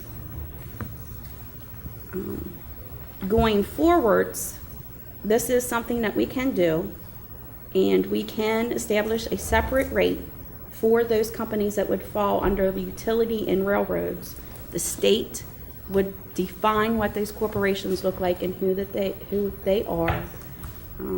I guess the big question is this something that we wish to pursue? Because the next steps and all of my questions that need to be answered are being directed to the State Attorney General's office. So before I made that commitment, I wanted to see where we were with this as Well, a subject. And explain why it was suggested to us to approach the state's attorney's office, or the Attorney General's office. In order to do this, since the State Department of Assessment and Taxation is the umbrella and the branch that would say who these separate companies are, and when I approached them and we went through the appropriate channels, and we went so far as to Baltimore, and one of the ladies in charge of the public utility and franchise down there, their recommendation at this point is to get that definition. The next step was State Attorney General's office. The other thing, my other big question is, when these corporations do their tax returns, if we had to separately, they file their tax returns with the State Department, does their tax return look any different? So say we have it, AT&T would be a utility company. Would their state personal property tax return that they file look any different than, ABC restaurant? So the question would be, again, keeping in mind big differences. No locality, no county is able to increase and set their own rates higher than a 2.5% over real estate tax rates. So if this is something that we wish to pursue and do further research, again, this would be something that we would be doing. But we're not up to that 2.5% now. Yes, we are. So our real estate base is 0.788 per 100, or our personal property tax is 1.79. So that is 2.5 times. Okay. So by default, if no municipality, Okay, now I understand. $1.90, I'm sorry. By default, by by state law, the way that the property tax code is written, real estate tax is set, and we have ours, 0.788. If no other rates are set separately, and only municipalities can do this, counties cannot, then the default rate for all corporate personal property is 2.5 times. So 2.5 times that is the $1.97, which is where we are currently. And most municipalities throughout the state of Maryland are. There are very few that do this individually and set these separate rates, just for utilities. What do we apply specifically to utilities now? 2.5 times, right? Same as everybody For else. personal property taxes, it's exactly the same. We don't differentiate. Right. I think maybe this is a key point. What we apply to utilities right now is the 1.97, correct? No different than any other corporation. What do we apply to them for property tax? Real estate? That's what, their actual property. What do we apply to them for their property tax? Not their personal property, but their actual property tax. It would be the same, 0.788. We do apply 0.78. And you have verification of that from the Maryland Department of Assessments and Taxation. Well, we have the same real estate property tax rate for everybody, don't we? And the application of that tax to that utility entity is applied specifically to that single property. I'm not sure. In other words, let's say I'm utility owner X, and I've got 2-acre property out here, and you apply a tax rate to that property, to that 2-acre piece of property out there. What you're telling me right now is what you apply is a property tax rate to that 2-acre piece of property, and you apply the 1.97 to the business real personal property tax to that property. Is that how you apply it right now? To the best of my knowledge, unless Scott knows differently. Well, it depends on if what equipment would be on that property. It's just real estate. You have a right-of-way for a telephone company, and then you have your poles and transformers. You talk like maybe like a substation or something. Let's take a substation. That's specifically different. Any Right. equipment that generates electricity is automatically 50% reduction. exempt Correct. on personal Per- property. Personal. No, correct. per whose code? That's state. Okay. That's a state exemption. So Real estate is on the parcel. So if you do apply a Potomac had real the same- estate tax. Right. And you right. get that separate tax bill for That's the real correct. estate. You'll get You don't a real get a estate single tax. public utility No. tax bill No. on that apportioned share of that utility company. No. And that would come from the assessor's office. Comes from the assessor's office, right? We apply the rate, but they determine the base. Yeah. And we bill and we collect. And they don't apply that as a single amount. You're saying that they differentiate and break that out. Between real and personal, yes. That the state breaks that out. That's correct. Do we have any idea how much that this involves? You say it's defined by the State Department of Assessments. They define who's a utility and or railroad. And so do we have the base and so that we know what we might realize if we decided to treat them differently? Isn't that where you're going with this? And I guess that would be the question. To Yeah, go the next Right. step. I mean, I have no idea what. what the implications are, I guess is the way to put it. And do we have to assess all of the utilities? Can we assess the railroads only, for instance?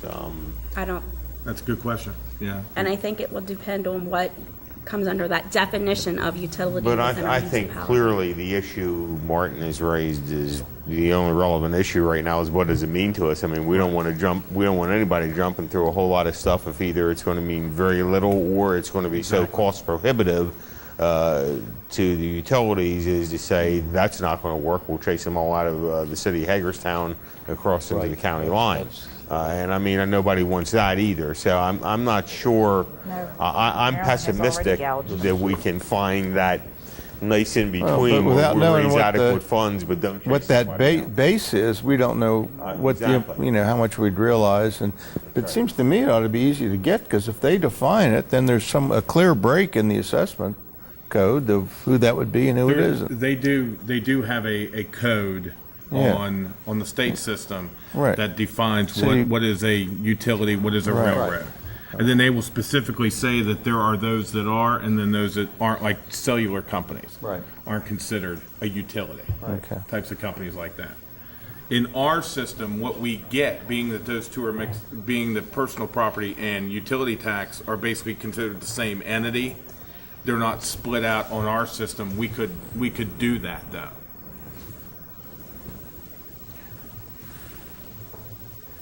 Okay. We just don't know.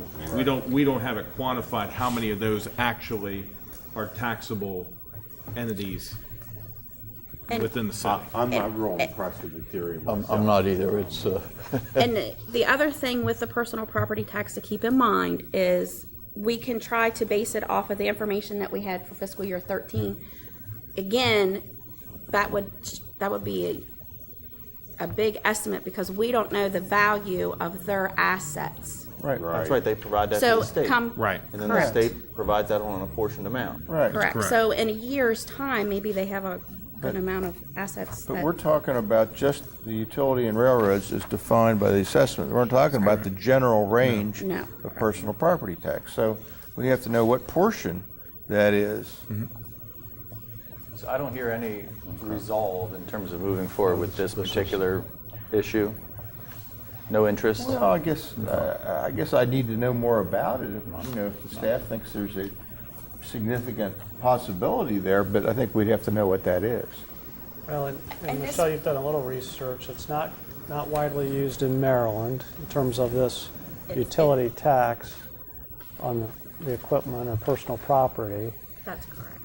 Some of the smaller Got communities in away here. from, what was the tax we got away from a decade or two? Manufacturing? Manufacturing, machinery and equipment, Right, I mean, then which we. we got away from it because we found it was detrimental to attracting business. And this seems to me something very analogous there too, is business tax, a specific business tax, which I suspect will end up causing the same issue. So we'll let this one drop? yes. And That's then correct. Well, the state of Maryland has done it. I mean, the state of Maryland is actually hurting all of us because of the taxes that they have presented on everyone, including businesses. I mean, why are they jumping ship? For the most part, it's because they know they can go somewhere else. The state of Maryland is, and my husband argues with me every day. I don't want to live here any longer. Do you know what it's doing to my retirement? Well, again, it all goes back to the state. So, and when you have businesses that now, and whoever may be listening, I can hear them now, the buzzword is, hey, gee, guess what may happen at the city end? So in terms Yeah. of our next budget discussion, what we have in 2 weeks, I think we said we're doing this Yeah. another week. Yeah, we'll And, be on do you want to do 5 o'clock on the 22nd, And which we'll would just- be your regular meeting night? And I think I don't have the list in front of me, but we're just going to keep going down that list that we got in our memo a few weeks ago now. Yeah, All right. I think we talked about, well, we've got the water and wastewater rates, the differentials next week. That'll be the 15th, so you'll get a little bit more on the revenue side. And we've got other service charges and fees, the Safe Speed for School program. We'll have that on for the 22nd, and then that'll at least complete the list that we had on the revenues. There may be some others you want to add. But we're not having a separate session next week. We're having a... It'll be part of your work session where we'll have the study on the rates. But I think 5 o'clock on Tuesday the 22nd for your next budget work session. There's only 2 left. The last item on the agenda I requested to be put on here. You will notice on the top of our agenda the current vision and mission of the city of Hagerstown. I try to look at the big picture organizationally, what kind of direction we're going in, whether all of our system processes are in alignment. Sorry to bore you, Mr. Brubaker. I didn't know it was such a...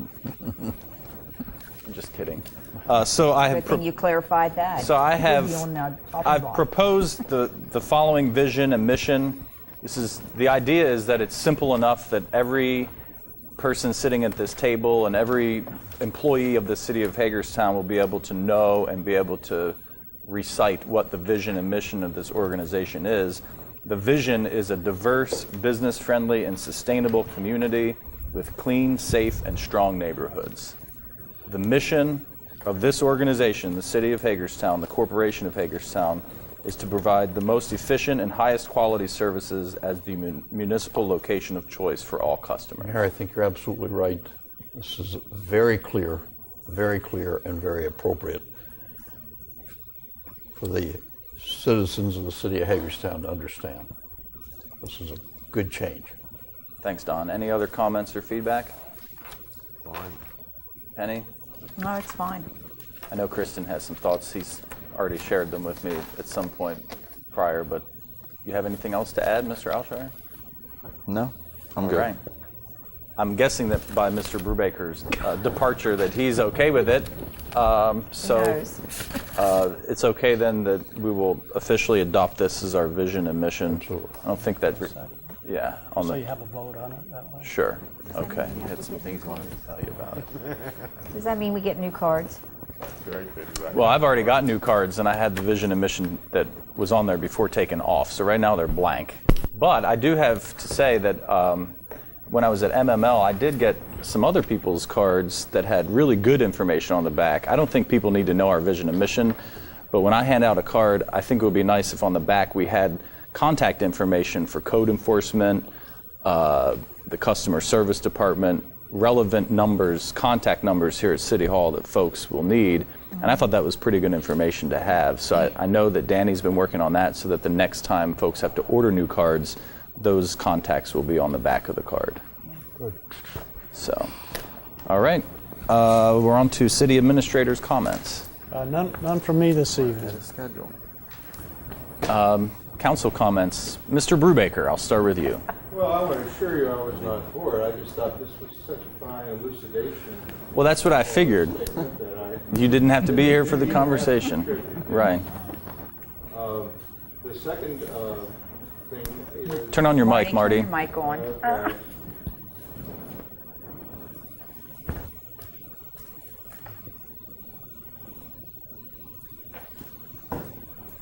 Well, I'll just repeat. I wasn't bored. I appreciated the fine presentation you made of the motto, mission statement, and all that material. But I had a chance last week to travel a little bit, and when I do that, I usually like to look at the communities where I'm going through or where I'm staying. And I just wanted to mention a couple places in New England.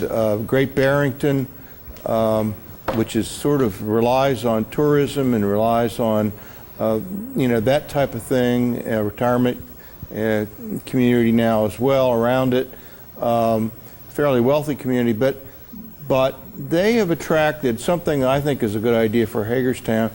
They're renovating a former school into a headquarters for a nationally known cosmetics company. They're not doing it, but it's a public-private partnership, and it's a beautiful renovation, and it's for an office of a national company investing in a small town, bringing employment, fixing up a building, and it's just the kind of thing I think we need to do here.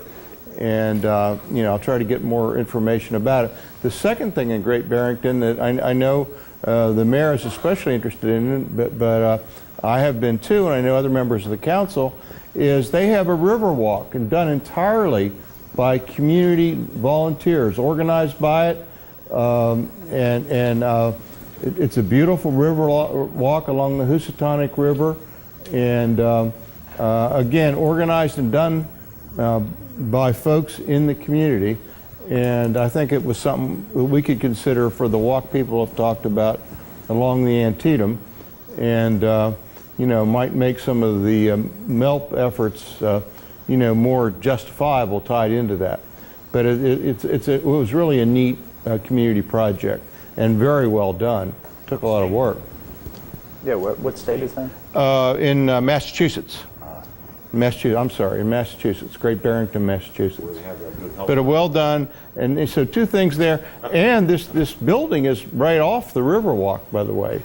You know, right behind their downtown. So it's a really a neat looking project, and it's a, you know, like I say, it's this kind of thing. I think it doesn't have to be the headquarters, but a significant operation. It's a large, you know, large renovation. It's a former high school. The second thing is along those lines is Burlington, Vermont has, you know, a lot of innovations in trails and things of that nature that I think, you know, we should be taking a look at. It's the largest city in Vermont, and it's about the size of Hagerstown. Kind of ironic. Also has a big state university. Yes, I know that's a difference, and I always say that's a big difference in a lot of places where they can do certain things. Even Winchester has Shenandoah University, and that brings a lot of folks to their downtown. So, at any rate, it's a nice place. Thank you for sharing. Okay. Mr. Metzner. Well, they may have those things, but we have the nicest library in the United States of America right now for a city and community of our size, that's for sure. And I think anybody who has been there would agree with that. So I think we're in the beginning, and we continue down the road we're going, and we're going to do just fine in our community. I got a report, I think I shared with everybody from Mary Bycan at the library, that over 5,000 people came to the library just on Saturday alone. I know my son, who is not someone easily to be impressed, was down there on Sunday and was impressed. It is impressive. Ms. Nye. Okay, I just have some concerns and comments. I directed this to the chief last week. We have bail bondsmen that are coming here into our area that I guess do not know our area. And we had posters that were hooked onto our utility poles that took in Mulberry, Locust, Broadway, Fairground, and it was almost like the Wild West, okay, wanted. And that is not a good thing. Of course, no one really should be using utility poles anyway. That's common knowledge, but it doesn't. The companies were putting the advertisements, or? The bail bondsmen, okay, from what I'm told. Oh, they're putting wanted posters of people they're looking for. Oh, yeah, but we're supposed to then, if we see them, refer to the police department, okay? Well, it wasn't our problem that they bailed these people out. Right. But the thing is that this does not belong in this community, you know? Who is wanted is who is wanted, and we don't have to have this stuck on telephone poles. But the chief handled it, and Public Works, I guess, are you still here? They're the ones who took them down, the rest of them? Well, he's gone, okay? Yeah, and what we didn't take down ourselves, okay? But again, you're trying to improve a community, and what does this say? And I don't know where it went with, did you speak to? Yes, we did. Okay. Yeah, but I mean, this is what's happening. We have more and more bail bondsmen coming in here from out of Baltimore. Open slots anywhere, put it there, and then this is what we're being faced with. I just wanted to pass it along in case you ever see a wanted poster on the, you know. That's the thing. And also, when I was at the neighborhood's first meeting last night, one of the representatives had approached me. There was a motorcycle that was stolen that I need to talk to you about later. But she said that she had actually approached the city, and it had to do with recycling. And this was before we went to the recycling plan that we have now. And she works in Montgomery County, and how Montgomery County has made money off of the recycling program, that they have their own. And that's money that is put back into that community. And I just don't know why that was never looked at. And again, I think that that could be a topic for conversation once we get done with contracts with what we have now. I was just really surprised that it didn't go anywhere. Also, I was approached by a homeowner who lived in Baltimore and said, you know what, Penny, why don't you mention to the ones at City Hall that in Baltimore, and where she lived, I don't know, that they could in fact purchase their own parking space in front of their home. Now, what I'm being told now, I think Rodney said, I think in some areas that you can in Hagerstown, but I think that's something that the citizens should know. And she said also it does bring revenue to the city for that. It's an interesting idea. So, well, it's interesting, and I just thought, you know what, this is just something that needs to be looked at, because perhaps, yeah, with as much traffic as what we have in parking now, that, you know, it could be something. Lou, that one's up to you. And Hark today I was at, and that's the Hagerstown Area Religious Council. Chief Holtzman spoke, and he really did an excellent job. He sent a very good message to the churches of, you know, what you can in fact do to help the city of Hagerstown. And I do feel that they were very receptive to that. So we'll see how that works. Thanks, Chief. Okay? But it was very good, and I did want to pass that along. Also, I'd like to know, thank you, Lou, how the contracts are going. I did see the light department here today. Do we? We'll have an update for you next Tuesday, the 15th. Okay, because I don't know that there has been any conversation with the firefighters. Has there been anything at all? They've been in touch with all three. Okay, but they've More actually had to recently- sit down, because when I've talked to the firefighters, they, you know, it was the city really has not reached out. And that's what I want to know. I mean, reaching out's the whole purpose of this. And I know that the police department, I think, is kind of like an I impasse. can't tell you what the dates of the meetings were. Yeah. But they've certainly, I mean, you know Okay. who our negotiating team is. It's Scott and Karen. I just ask because We've I been just giving would you like to updates. know, because, you know, there's just nothing moving, and, you know, I'm looking at faces that are not very happy, and I'm thinking, okay, have we actually gone to that step now that we know what's going on? But that's it. Also, the, wait a minute, Hoedown is this coming Saturday. So, and that really is, I feel, a good event. It is for the community. You want to tell everybody where it's at and when it starts? It's at the Fairgrounds Park. And it starts at 1 o'clock. But I think they're having a yard sale first. Earlier in the morning. Yeah, I yes. think in the Community morning. yard That's sale. usually how it was before. And it is a very good, I'm glad to see that you all did not take that away with the past council, because that was one that was on the chopping block. So it did stay. So that was good. What, Kristen? Look, I'm telling you, he's got a comment for everything, you know? And it's under his breath. He doesn't want to say it so that I can get it. That's right. Okay. You're afraid you'll reach across the table. And That's smack. right. He knows I'll reach across the table. Okay. That's All right, it. Mr. Alshire, it's your turn now. Sure. Couple of things, just to echo Lou's comments about the library. I think that a couple of good things from that day. One was seeing the number of kids that were there and sort of sitting on the steps and waiting, and I think Mary commented on that. And of all the things you can sort of remember from the opening, you know, it isn't the lunch that you have with people, or, you know, the great different speeches speakers that were that get up there, but definitely the kids sort of sitting on the front door, you know, waiting for it to open. That was pretty cool. And I didn't stick around to see them all flock inside and run in 100 different directions, but I can only imagine the scattered approach that took. The second is, I had a business contact me, or prospective business contact me, and I followed up with our economic development staff, which was on it like that same day, which was really great. And I think that's a good reflection of, you know, when we contact our city economic development staff, you know, they react and go through the proper process to do that. But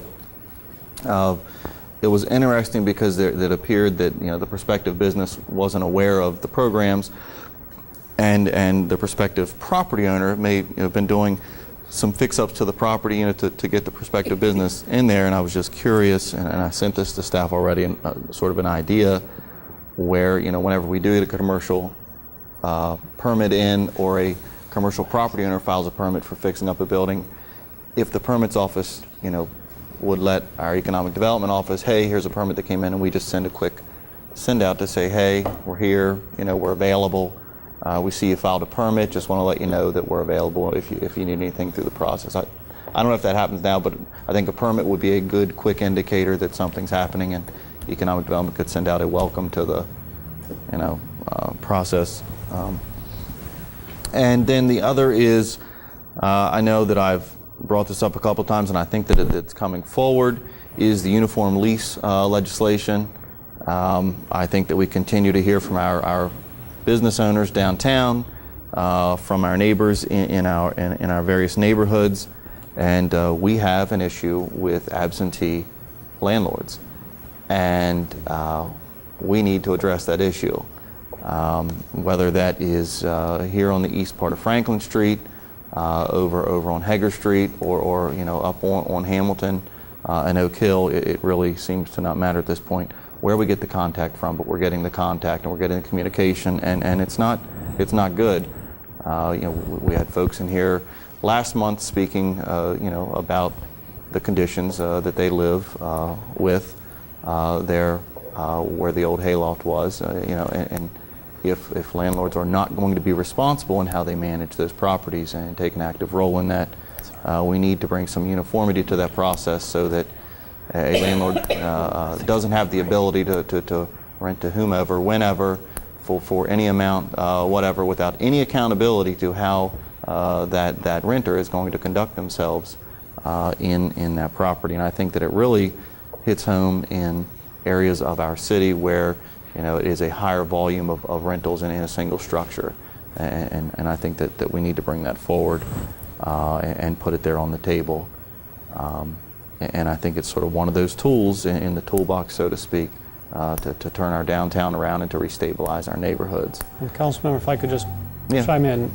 Next week we'll have some policy information for you on housing and throughout the city, and then on the 5th we've got a draft ordinance that we'll bring in. So it's in the works. For me, I just look at downtown and I look at our neighborhoods, and I sort of see them in two directives. Financial support and legislative support, and I think we have the capacity to do both, to restabilize our neighborhoods and to revitalize downtown, and I think we need to keep those two sort of approaches going forward, and those two focuses that we do have the power to do. Speaking of that, the last thing I'll note is the United Way Day of Caring was last week, and a couple of things, again, that I can recall from the day are this.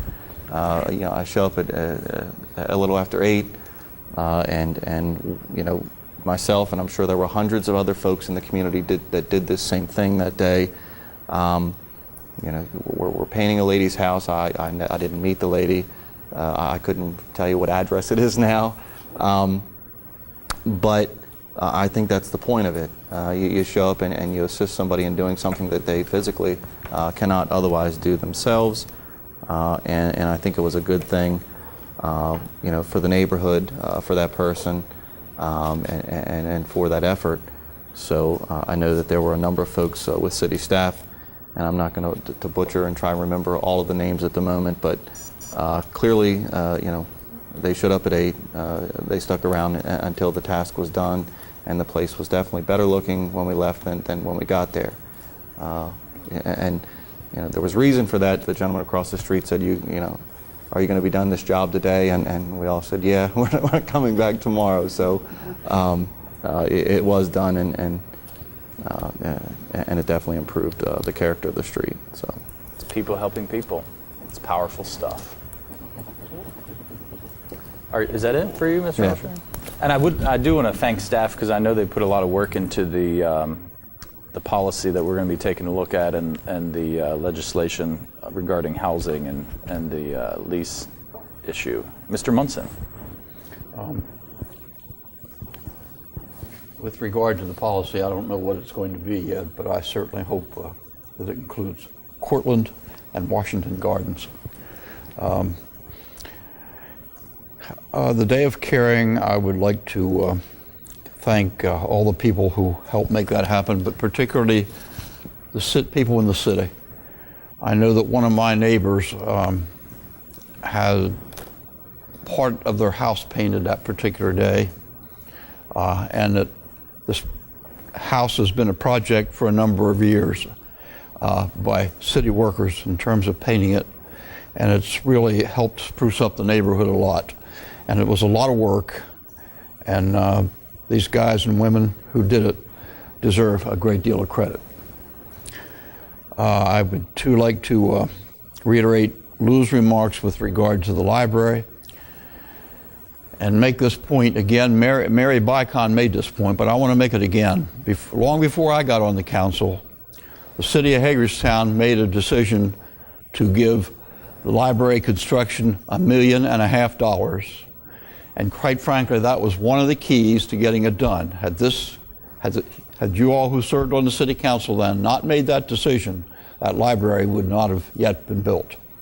Because Mary Bicon milked every cent, every place else she could find in the whole world. So I want to make sure the citizens who are watching us on television understand the city played a major role in getting that place open. I also want to congratulate Mary Bicon. If she did not get enough credit that day. A lot of other people got a lot of credit, but she didn't get enough credit. She is the librarian of the universe, I think she's been referred to, just as Betty Morgan was the superintendent of the universe when she was here. And those two women have helped provide so much leadership to this community and helped improve downtown that I just wanted to say that. It's anticipated, based on numbers that I've heard, that in the future there will be about 6,500 additional people coming to downtown as a result of the library being open, which is pretty instantaneous economic development. Weekly, if you right? think about it, weekly, yeah. Mm-hmm. And surely some of this will have spillover at the restaurants and other places in downtown. And lastly, I want to thank the city workers for helping the ceremony be a success. There were thousands of people downtown, and they had to sit someplace. And these guys that worked for the city, the Public Works Department, put all those chairs down there, and after the ceremony was over, on a very hot day, they had to take them up and put them in trucks and deliver them back to where they belong. And I'd like to thank the men and perhaps women, if there were women there doing it, who did that, and tell them we do appreciate that service, because the ground was no place to sit that day. Mayor, one thing I forgot to comment about Yeah, Oh, you're absolutely. right. You're right. Yeah. Yeah, the whole day Saturday was It's fantastic. extraordinary. You couldn't wipe the smile off my face. The band was wonderful. It was good to see all the elected officials there and other important community leaders, as well as just ordinary citizens and the children. As soon as that library opened, the line to check out was already into the stairway atrium. And so I think, to me, that demonstrated how important that library is to our community and to the citizens, especially those who really have no other means to access that kind of material. So again, I think it's been said before what a great day Saturday was. The city workers, like Don mentioned, who helped get the place set up and torn down in such an expedient manner. Couldn't say enough about them. It really was an honor and a privilege to represent everybody at this table and everybody who lives in the city of Hagerstown there. I do want to mention a few other things because I like to keep everybody up to date on who I'm meeting with. I did meet with the Home Builders Association last Thursday before I went out and tried to check in with the folks doing the Day of Caring. I found one of our groups out there working and got to check in with them, but I didn't get around to where Mr. Alshar was. But again, I want to thank all the city workers who took some time out of their busy work schedule to go and do that important work in our community. The home builders are worried, of course, about the stormwater management regulations and laws that are coming down the pike. And the other thing that I wanted to mention is if you haven't checked it out yet, there's a new spot on our YouTube page. You can check it out. It's also on the Hub City 25 on the record with yours truly This will be a bi-weekly installation, is what we're aiming for, and the whole goal is to just get information out there about what's going on in the city of Hagerstown, important information and topics that are impacting our community. So if you haven't done so already, like us on Facebook, City of Hagerstown Municipal page, follow us on Twitter, and check out our YouTube page and subscribe. The other thing is, I wanted to mention for everybody here, we will have an executive session next Tuesday, 3 o'clock. The topics include MELP, the union negotiations, and possibly the Antietam Street property. So that'll be from 3, and we anticipate that that'll go for an hour and a half, so we'll start, or at least over an hour, so we'll start our work session at 4:30 next Tuesday. So we'll start at 3 with the executive session, work session at 4:30, and I think that wraps it up for me. Anyone else have any comments? Okay, we are adjourned.